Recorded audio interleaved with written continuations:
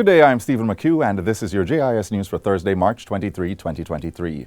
Residents of Maca Hill and adjoining communities in southeast St. Mary are now receiving more reliable water supply. This follows the installation of the Maca Hill Pipeline Replacement Project. The $31 million investment was officially commissioned into service recently by Minister with Responsibility for Water, Senator Matthew Samuda. The Maca Hill community has been plagued with intermittent supply since 2005.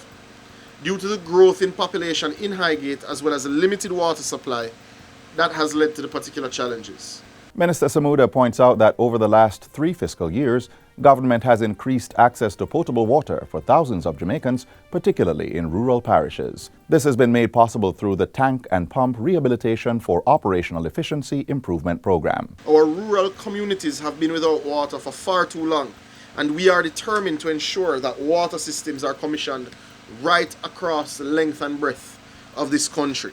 Meanwhile, pipeline expansion work is scheduled to begin next month on areas of the Greater Mandeville Water Supply Improvement Project. This is expected to supply flow to residents of the Pepper community, situated on the border of Manchester and St. Elizabeth, along with adjoining areas. We've done an assessment of this area and others which are very close by, and what exists is simply not suitable to provide the water for the communities, which obviously you know, because when you turn on your pipes you don't get reliable water supply. And that's not something that sits well with me.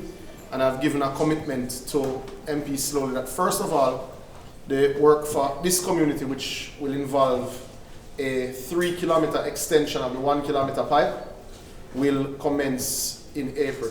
Minister Matthew Samuda gave the update to residents during a tour of the community earlier this month. So you have my word that the pipe will extend 2 kilometers longer than it currently runs. So 200% increase, with a new pipe that will provide reliable water flows from the existing well that will significantly improve the flows to the community of Pepper. He says work will also commence shortly to repair and restore a 50,000-gallon tank that has been decommissioned for some time. This will significantly improve supply flows and create resilience. Patient care at the University Hospital of the West Indies, UHWI, is expected to be boosted by the acquisition of 18 new Philips IntelliView monitors, valued at over $20 million. The patient monitors were donated by the Culture, Health, Arts, Sports and Education Chase Fund and the Masonic Homes Limited. They were handed over by Minister of Health and Wellness, Dr. Christopher Tufton, on Tuesday. We appreciate the gift that has been delivered here to UHWI. It will make the institution a lot better, more efficient in terms of patient care.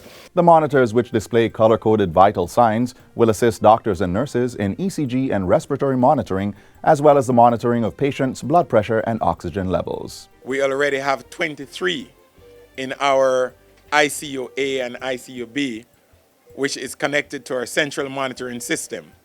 And we are almost doubling the capacity in terms of monitoring beds today.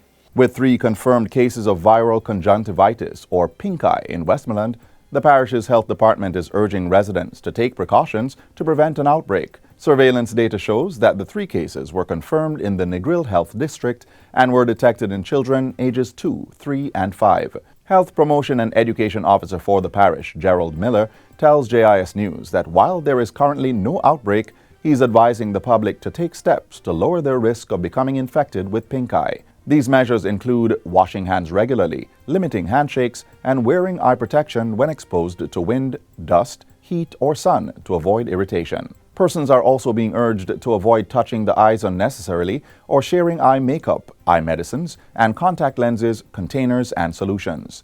Mr. Miller says the health department has notified its stakeholders and has been conducting sensitization activities to boost awareness. Pink eye is contagious.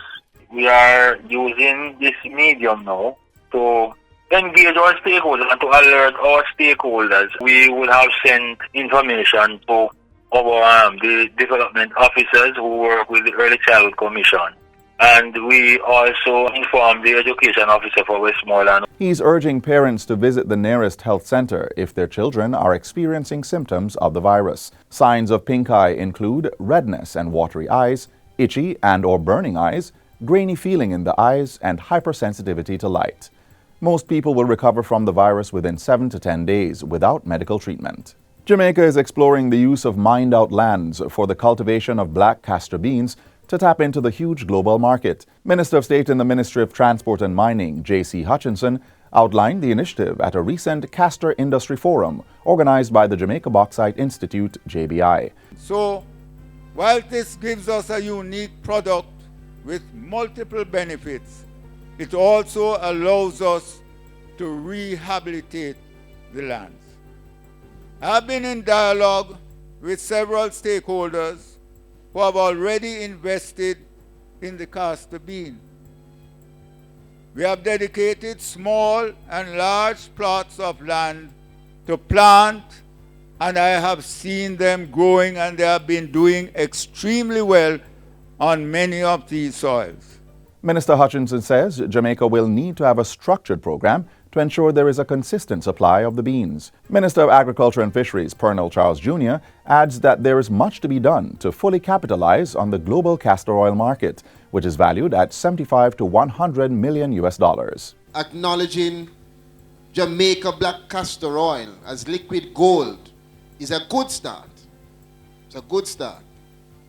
But there's a lot of work we have to do to make sure that we organize ourselves, to ensure that we train and that we upskill so we can maximize the potential of this liquid gold.